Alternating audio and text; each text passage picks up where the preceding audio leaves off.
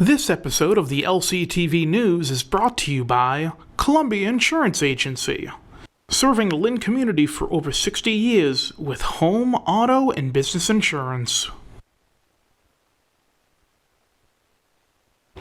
On this edition of the LCTV News, we recap some of the week's biggest headlines, including Lynn Public Library receiving grant, affordable housing plan, and Lynn Public Schools initiative to keep kids in school. We show recaps of the reenactment of Women's March for Equal Pay, Irish Heritage Month kickoff celebration, and the Dominican flag raising ceremony. And on the Lynn Lowdown, we talked to founder and owner of Lynn Calisthenics, Bryan McAskill. I'm Mukala Kabongo, and this edition of the LCTV News starts now.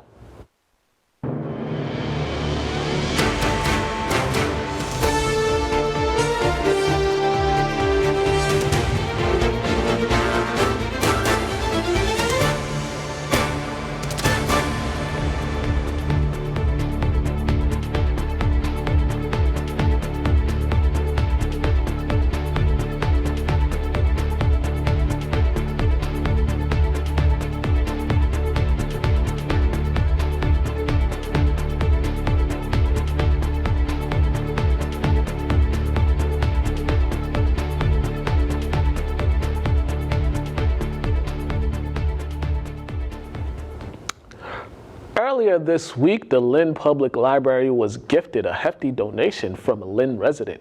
Burton Green donated close to $600,000 to the library. The donation comes from a trust that was established in 1971 by Green. Green's sister was the beneficiary of the trust, but after her passing in 1999, the trust was amended and the remaining proceeds would go towards the Lynn Public Library. The Lynn Public Library Board will decide how they will use the funds to help improve the building. The building, which is 120 years old, needs upgrades such as lighting, paint jobs, and windows. Tuesday, the City of Lynn got a look at a 5-year plan on increasing affordable housing in the city.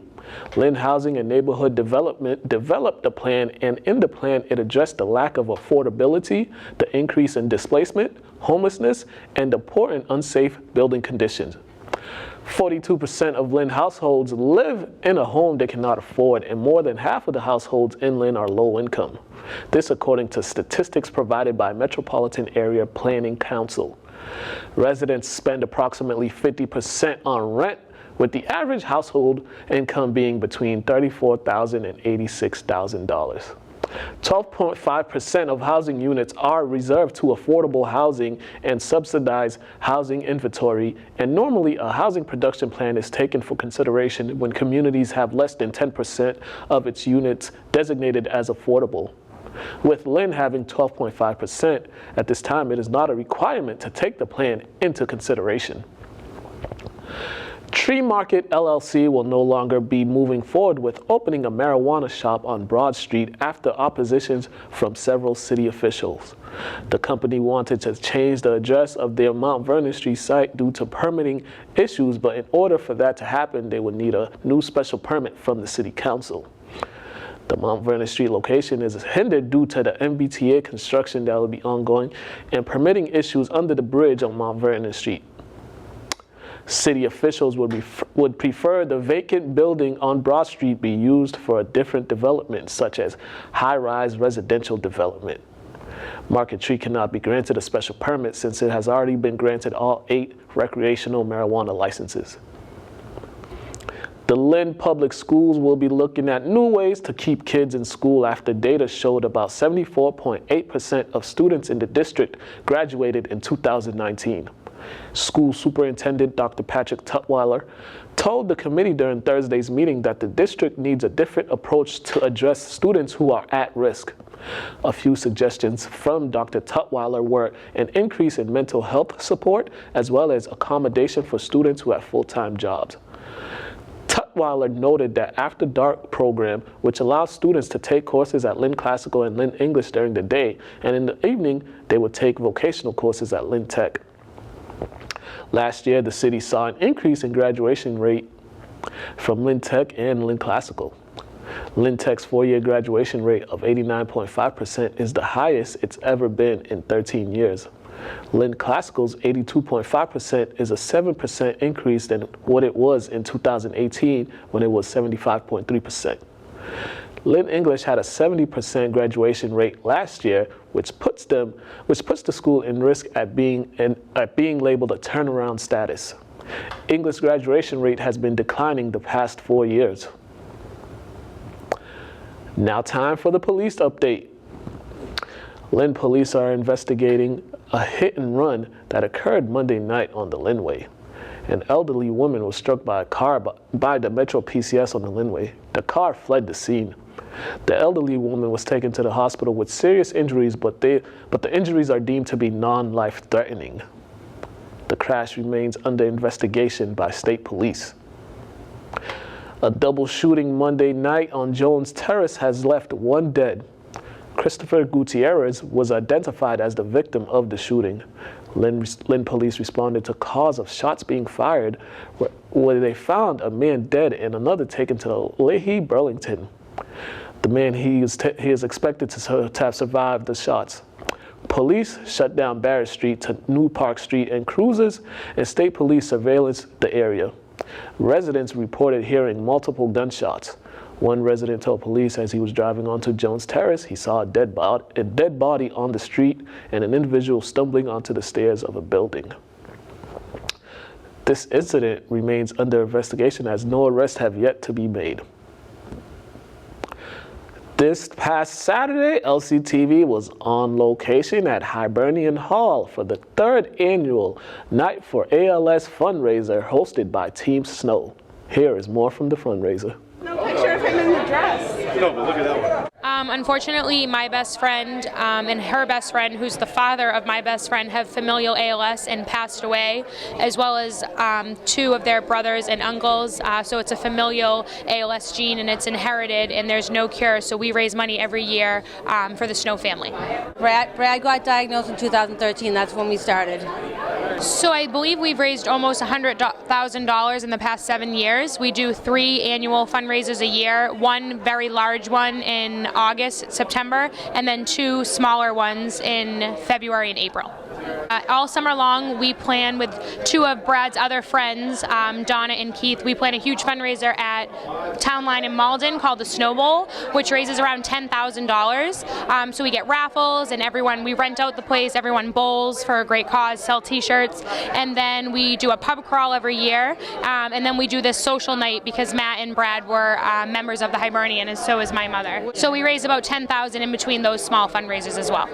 We're trying to find a cure for ALS, so we're trying to send the money for research to try to get a cure for this disease because it's devastating and there's no cure. And Matt's cousin actually just got diagnosed last year, Chris Snow, in Canada, so he's also raising money right now, and all the funds from tonight and our other fundraisers this year will go to a ALS research study in Miami that Chris is a part of. To celebrate the 1860 women's rights protests, Lynn's Walking Shoe Tours held a reenactment of the Women's March for Equal Pay at Lynn Arts, and LCTV was on the scene. We must have decent clothes to wear, a place to get our rest. Must not be burdened so with care and must go better dressed. Up and let us have a strike, fair prices will demand. Firmly let us all unite throughout the land. Look here. The reason why I put this event together is the 1860 shoemaker strike, and I brought the History Alive Inc., which is a group of performers from Salem, to embrace and bring alive this historic moment in our history here in Lynn. And so it has a lot of social movement and a lot of labor justice. We, the undersigned journeyman shoemakers, jointly and severally pledge ourselves to suspend our labor on a day hereafter to be determined in mass meeting, unless prior to that time we receive the full wages hereto annexed. We at History Alive Incorporated selectively choose organizations throughout the North Shore to collaborate with, and so Michelle Guzman of Lynn Walking Tours contacted us to see if we would be interested in creating a project about Lynn's history. So that's what we are doing today. Recently, we've been taking on more mid-19th century pieces. And so the Lynn strike is actually fairly new to us, and we're excited to learn about this milestone in Lynn's history. We've had a lot of fun learning the strike songs from the time period and about the clothing in the time period, and digging deeper into this mid-19th century hotbed of activism. Lynn has so much history that definitely needs to come alive, and that's why this event is going to be happening today. We have a group of people definitely coming to see this show, and at the end we're going to have a small conversation about why are the social movements that we have in today. So what that has to do with the 1860 with modern times. So definitely I'm looking forward for that. When will this end? I'm wary of the agitated and excited state of our community. Has a little excitement ever hurt anyone? Especially for such a righteous cause as this.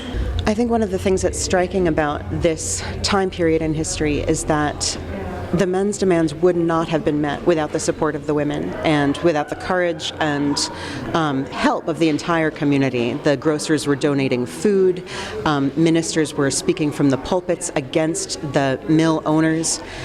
And I think some of the lessons from this time period have to do with the importance of community involvement, the importance of those who might not have their day-to-day in jeopardy stepping in and helping.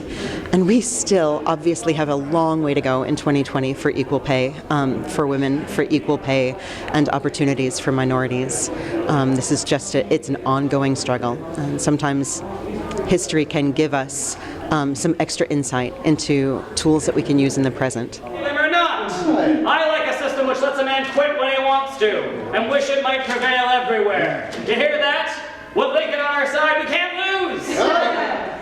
Shame on the men, the stupid birds who might speak if they could, who will not join the Union boys, but fight will do no good. Opening reception for galleries at Lynn Arts, reception for their mythology exhibit, and LCTV was in attendance.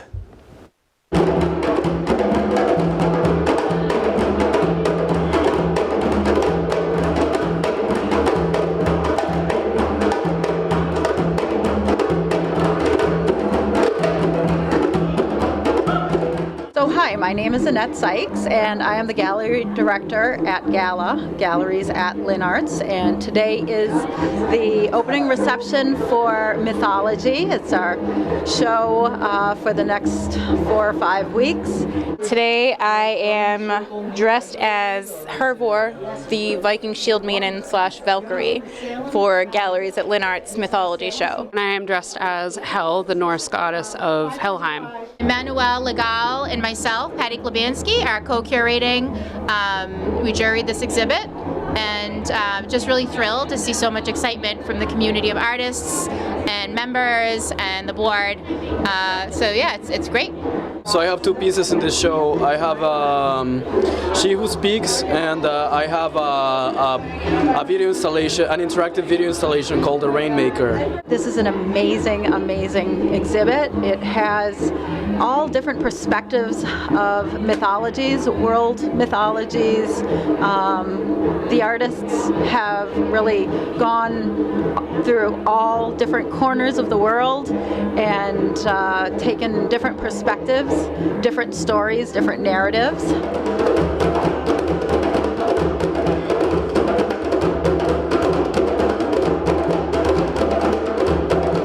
Music with Mama Drop is playing, and in the main gallery, in the small gallery, we have a performance, dance performance.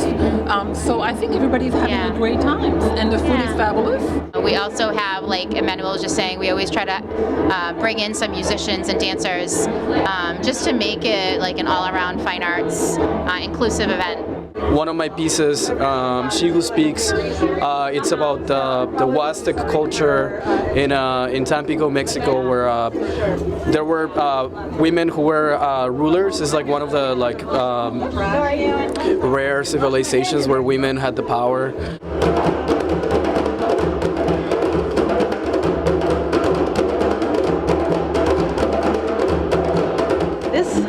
particular exhibit, we have, in the opening reception, we have Mamadou doing some drumming, and you can probably hear that in the background.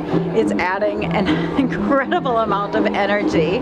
We're really excited about tonight's show because it kind of tapped on our like D&D roots, Dungeons and Dragons roots of like playing these Viking games, and we do enjoy dressing up and being silly and nerding out. People in the community need to come more and become part of it, because I think Gala is like a canvas for everyone to like make it a little bit piece, to take their piece in their community and own it. So I think this is great, and it's like a fun night.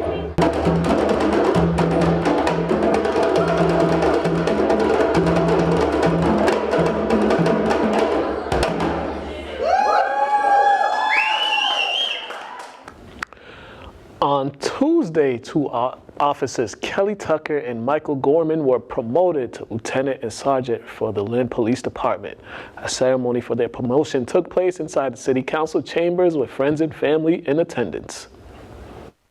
Okay, if you raise your right hand and repeat after me. I state your name. I, Kelly Tucker. Do solemnly swear and affirm. Do solemnly swear and affirm. That I will faithfully and impartially. That I will faithfully and impartially. Raise your right hand and repeat after me.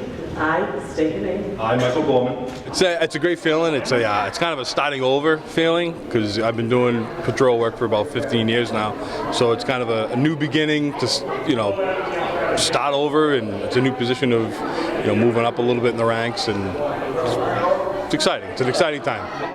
To go through this process to study for that exam, it's a lot of work. So it takes a toll on the family, where when you're home and you're taking 2 or 3 hours a day to study, it takes a toll. So the family is a huge reason as to why I'm standing where I am right now. To Kelly and Michael, congratulations. It's great to have you on the force, and it's great to have you as now Sergeant and Lieutenant, working with a great group of officers in the city of Lynn. Congratulations to you and your family. We're very happy and proud of you and the great work you do for the city. Congratulations. Lieutenant Tucker will be taking over as the officer in charge of the Domestic Violence Sexual Assault Unit. Sergeant Gorman will be assigned as a patrol supervisor in the 3rd Division. As I said, I have full confidence in their abilities, and I want to wish them a successful and long careers. Thank you. It's like starting all over again. When you're a brand new patrolman, you kind of try and mimic the officers that you like and what they do on the street and how they talk to people. And now when you move up the ranks, I'm going to have to start over and mimic, supervisors that I've, come to now watch and try and perfect myself as just kind of being the best officer that I can be for the city of Lynn. I state your name. I, Kelly Tucker. Do solemnly swear. Do solemnly swear. That I will uphold. That I will uphold. Affirm and defend. Affirm and defend. The Constitution of the United States. The Constitution of the United States. So help me God. So help me God. Congratulations. Thank you. Congratulations.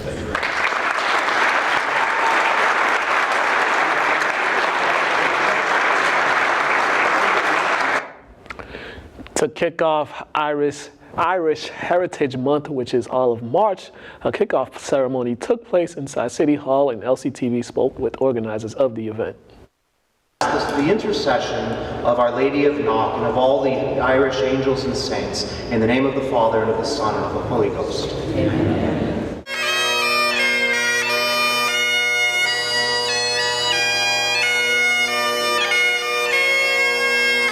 Today we are celebrating Lynn's kickoff to Irish Heritage Month. In March is Irish Heritage Month in Lynn. This is sort of our big month because it's an Irish month, and we're excited to be here. I want to welcome you, and this is a great opportunity to kick off what will be a lot of events and celebration of our Irish heritage that's going to be coming up over the next few weeks. And we'll have a procession. We'll have a bagpiper, we'll have an honor guard from the AOH State Honor Guard. It's really nice. I think Lynn is a city of diversity, and immigration really made Lynn what it is, and it still is. And Irish people were one of the first round of immigrants that came to Lynn, and they came here because of the factories, and especially the shoe factories.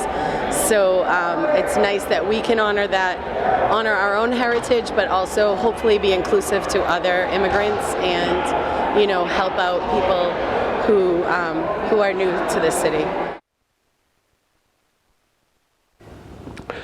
Thursday was the day of independence for the Dominican Republic, and to commemorate their independence, Lynn's Dominican community held a flag-raising ceremony at City Hall.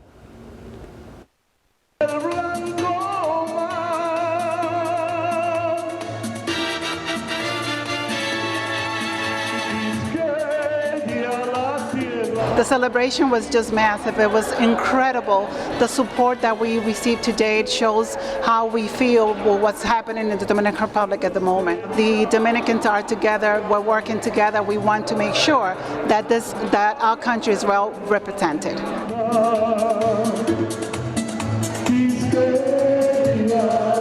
The Dominicans still the largest group. The only thing is that they're going further on into business, into professions and stuff, and they're leaving and they're coming back to give to the community. It gives me a lot of sentimental way to talk about this because it doesn't matter where we go, we want to show that the Dominican are here to help, to contribute, and to also be together.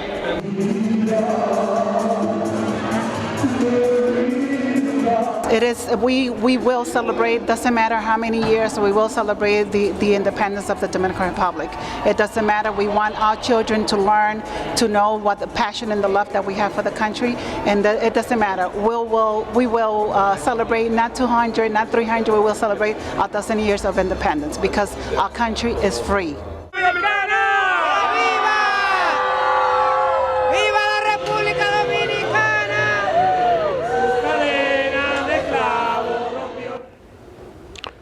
Now for the sports update.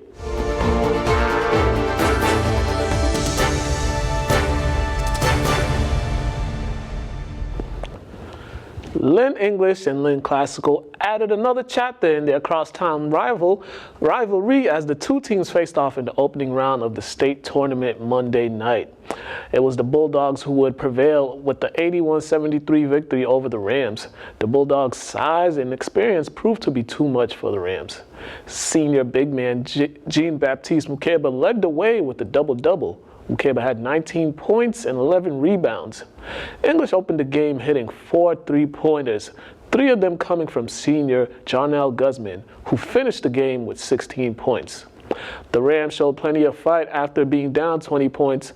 Jaden Thornton was red hot from 3 as he had 24 points, knocking down 8 3-pointers. Classical will get the lead down to 10 points, but the Bulldogs made key plays down this stretch, including a big putback dunk by Mukeba that all but sealed the game. The Bulldogs are back on the court tonight as they take on Lawrence in the quarterfinals. Tip-off is at 7 p.m. The Lady Bulldog season came to an early end Wednesday night as they were eliminated by McAskill 55-34 in their first round matchup. The Bulldogs dug themselves a deep hole early on as McAskill built a 21-point lead early on and English was playing catch-up throughout the game. The struggles on offense showed as the Bulldogs committed 22 turnovers that led to McAskill taking a 29-7 lead into the half. English would cut the lead to 14, but McAskill would use a late run to extend the lead back to 21. McAskill moves on to the quarterfinals where they will take on Chelmsford. The Lady Rams also had an early exit in the state tournament as they were eliminated by Newburyport 66-36. Newburyport used a big third quarter to make what was once a 10-point game into a 24-point game. A 17-3 run to start the third blew the game open. The Rams were led by senior Jean Gupton Morrison's 10 points. Abigail Gillingham led Newburyport with 11 points. Newburyport moves on to the quarterfinals where they will take on number 3 seed Saugus Sachems tonight. Lynn Tech Lady Tigers season came to an end Tuesday at Rockport as they lost their first round matchup 55-36. The Tigers were plagued by turnovers which led to an 18-point deficit. Tech went into the half down 30-12 and will find themselves down 45-23 after 3. In her final game in the Tigers jersey, senior Alondra Sanchez led the way for the Tigers with the double-double. Sanchez put up 16 points and 13 rebounds. The Boston Celtics wrapped up their 4-game West Coast trip with a 114-102 victory over the Utah Jazz Wednesday night behind Jason Tatum's 33 points and 11 rebounds. In a tightly contested game, it was the Celtics who made the key plays. Right before the half, Tatum would score on a driving layup to give the Celtics a 53-51 lead. The second half was more of the same as each team traded baskets. Gordon Hayward would knock down a three to give the C's an 85-82 lead going into the fourth. The Celtics would use a 15-5 run to open the fourth quarter. That extended their lead to 13. The Jazz would get no closer than 10 points. Tatum has scored over 30 points in the past 3 games, including 41 against the rival Lakers. Jaylen Brown added 20 points on 50% shooting for the game. The Celtics are back on the court Saturday night as they host the Houston Rockets. Jillian Smith stepped up in place for injured guard Tyson Walker as Northeastern took down James Madison 77-57 last night at the Matthews Arena. Smith poured in 20 points, hitting 5 3-pointers for the Huskies. The Huskies' defense limited James Madison to shooting under 40% from the field. I spoke with players and coaches about the victory and looked ahead to Sunday's season finale against Towson. I'm here with Coach Cohen. Coach, it's a big win you guys got here today. One more home game to go. How did your team play so well from the beginning and throughout the game? Well, I was just really proud of our effort. Obviously, we were missing Tyson Walker tonight, and both Shaq and Jillian stepped up with tremendous efforts. Yeah, I think Jillian specifically today shot it really well, played with confidence. I think we played well first half defensively, and then second half really started moving the ball and making a lot of shots and making a lot of good passes. So we just got to keep it up and keep doing what we're doing. I think today was a very good growth period for us. We definitely gelled as a team offensively and defensively. No one was looking for theirs. It was more, let's look for ours type of mentality. And I think that we set the tone with that, and that just carried throughout the whole game. So. What did you guys learn from the first time you guys played and that you guys are going to do differently this time? Well, they're obviously a very talented group as well. They offensive rebound very, very well. They crash the glass super hard. They have a lot of athletes, a lot of good players. So we kind of have to lock in defensively and share the basketball as well. Some guys that you've been around, what's it going to be like, the atmosphere for a Sunday? Yeah, I mean, it's, senior day is always one of my special favorite days of the season. It's a chance to honor the guys that have, given their heart and soul to this program, to this university. And they're here with their families, so it's a special day for them. It's a special day for the program. Is it surreal for you that this Sunday is going to be your last game in this arena? Yeah, definitely. It went by super fast, but I had an incredible experience, and I'm really grateful for everyone that's a part of this organization and school. And I might get a little emotional, but I'm looking forward to it, and I hope we can cap it off with a win. On this week's Lynn Lowdown, we sat down with Bryan McAskill. Here's this week's Lowdown.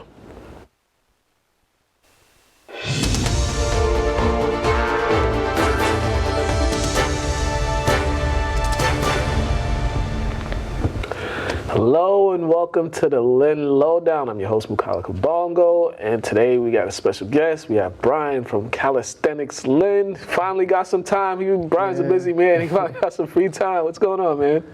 Not much. Just like you said, just keeping busy. Yeah, man. You everywhere pretty much. You got a lot going on. You got Warren Street Project. You got football, off-season training, and some other stuff you're getting into. But first, let's get into Calisthenics, Lynn. First. What got you to start the organization? What got you to create the Calisthenics, Lynn? Yeah, well, I was in college and I was going to grad school, and I just didn't have time to work out like how I was training. And I wanted to slim down, so I started just doing more cardio, push-ups. I was doing stuff to maintain. But then I started training like outside. Like I'll do lunges up and down my street. Mm-hmm. And then I'll do push-ups, pull-ups at home. When I was at the park, I'd do stuff there. And then people started jumping in, and I work as a personal trainer for years, so I would show them like correct form and do everything. But then I just got tired of training people or then training myself. It was tiring. So I was thinking of just like a logo I can make and then sell some shirts so I can get paid while I'm doing the workouts. So that's how I kind of came up with like the logo. I was doing pull-ups and I had someone just make sure my form was correct. Yeah. And they pointed out like me holding the bar looked like a Y. So I was gonna do something with my name. It was B-R-Y-A-N, but then they point out Lynn got a Y in it. Yeah. And then the body weight stuff. So that's how I came up with the logo. Like that's me in the logo. I traced myself. Yeah. And then I made the arms a little bigger, but I traced myself and I put it together. Then as people started joining in, I was just selling clothing and training. I didn't have to train one person by themselves or then work out on my own. What year was this? This was I want to say 2014, 15, but it was just kind of just getting people involved. I didn't have social media. I wasn't posting workouts or nothing, but then people wanted to learn more about it, so that's when I started recording people and just making sure their form was correct and just showing that you can train just using your body. You don't have to go to a gym and stuff like that. And then now with the group exercises, I know you usually just post a date that you'll have a group exercise. I know from your social media you usually post a date that you'll have a workout and the location. And is it just whoever's interested is welcomed? Yeah, anyone can just show up. I don't have a schedule yet. I'm just working out the schedule, waiting for the weather to get a little better. But yeah, anyone can come, because what happened was when I was training people and doing just classes or just saying, join me, I'm doing this today, just joining what I'm doing.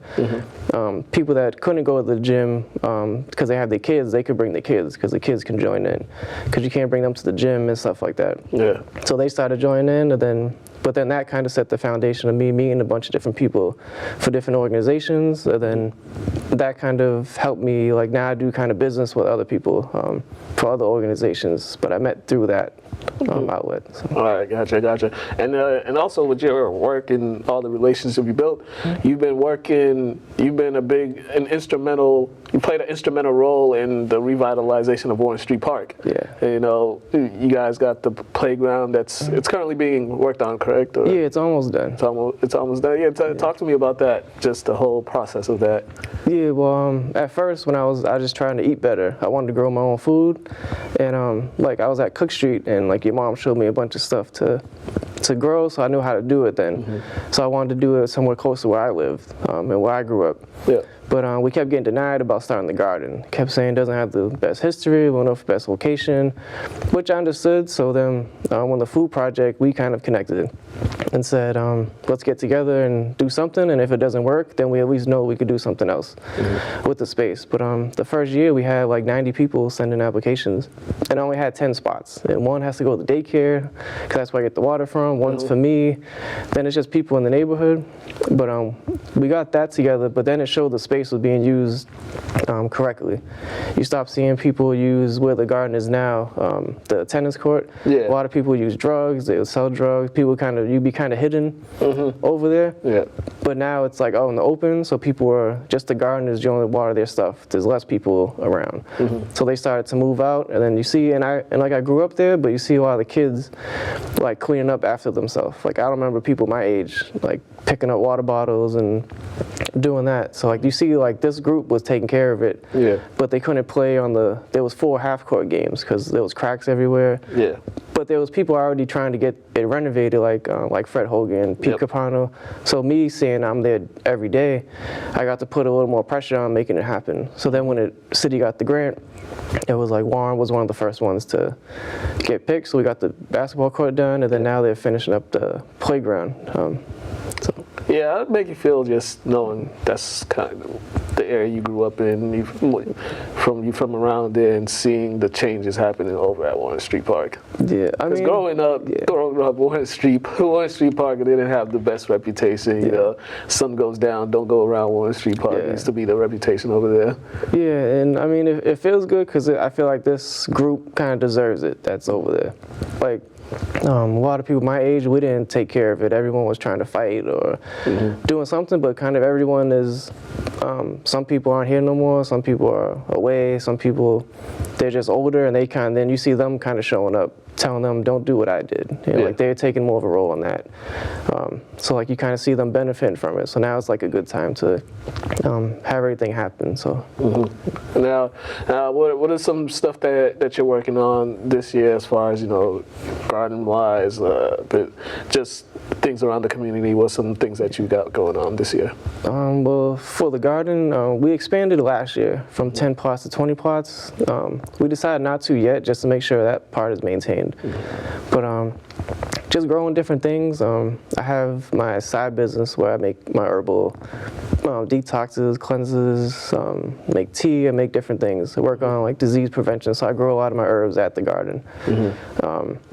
But I got that, and then I'm working on having a designated space for exercise park, just so you can have your own section for pull-ups, chin-ups, like dips, so people that want to do that type of training. So it'd be a designated spot instead of using the park, because we won't use it when there's kids there or things like that. So. And talk to me. He also coaches football. Also one of the assistant coaches at Lynn Tech. You understand? You got them off-season training has begun already. You got them going hard at 5:30, 5:45 in the morning.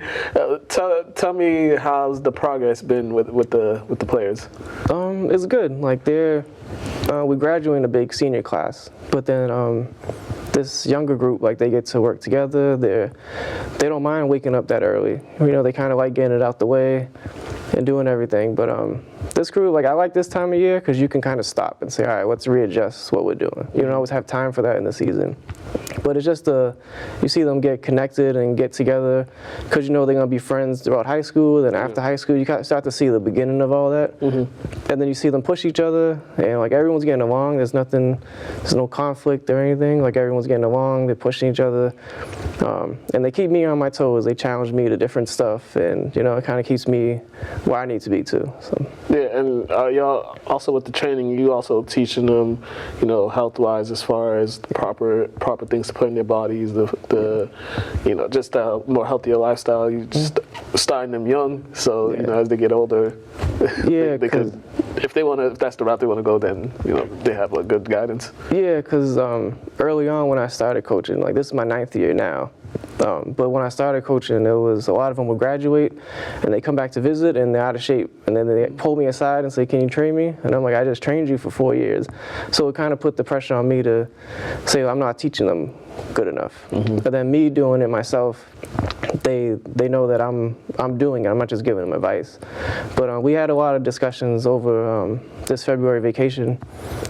Just talking about cutting out the unnecessary stuff. Like they don't have to just eat like fruit and vegetables like I eat. Like they can eat things, but just making sure it counts. Not the junk food and all the extra stuff that's just gonna waste your energy as you digest it. So then by the time they graduate, they at least know how to do it. You know, I didn't have people teaching me until I got older. So at least that kind of sets them off the right path because they got lives to live outside of sports and everything. So. Definitely. And before we get out of here, just for anybody that wants information on, you know, your training when you do your workouts and your social media, just give them a plug of where they can find you and all that information. Yeah, well, my personal profile have links to everything. On Instagram, it's at Bryan BRYAN_MCASKILL. So just go to his Facebook. you get all the information on his Facebook, and go check out the garden at Warren Street. Warren Street. You venturing off into any of the other gardens in the city, or? I mean, you'll see me at Cook Street in the summer, helping out and learning different things. So. All right, cool. All right, you guys been watching the Lynn Lowdown. Have a great day.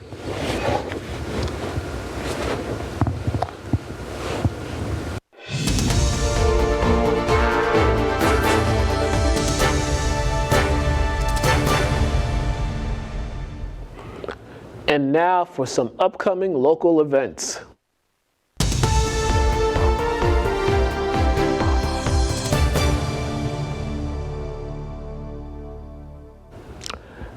This Saturday, the Knights of Columbus will be hosting a fundraiser to support various charities such as Habitat for Humanity and Muscular Dystrophy. The Sundogs will be the featured band for the night. Doors open at 7 p.m. and the fundraiser will go on until 11 p.m. Tuesday, March 3rd, is the Massachusetts presidential primary. All registered voters should go to City Hall to cast their votes. Also, today is the last day for early voting at City Hall. Lynn Family Resource Center will be holding walk-in consultations for immigration legal services from 1 p.m. until 3 p.m. on Thursday, March 5th. Those interested in free and expert immigration advice should contact the Lynn Family Resource Center at 339-883-2401.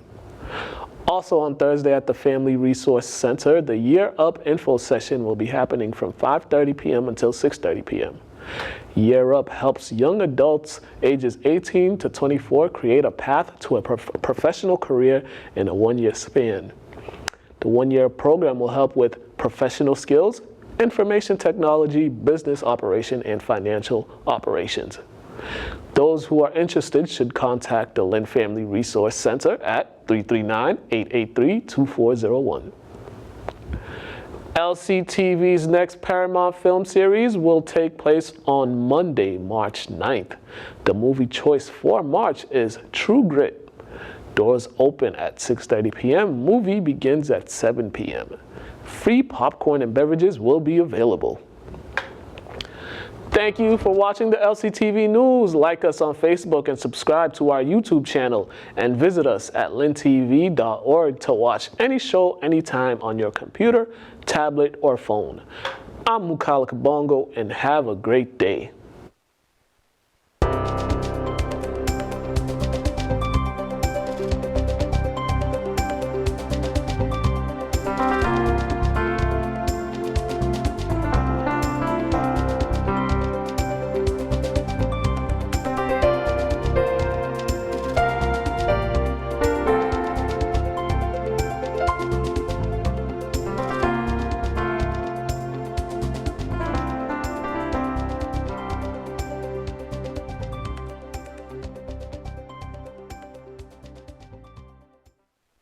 This episode of the LCTV News is brought to you by Columbia Insurance Agency, serving the Lynn community for over 60 years with home, auto, and business insurance.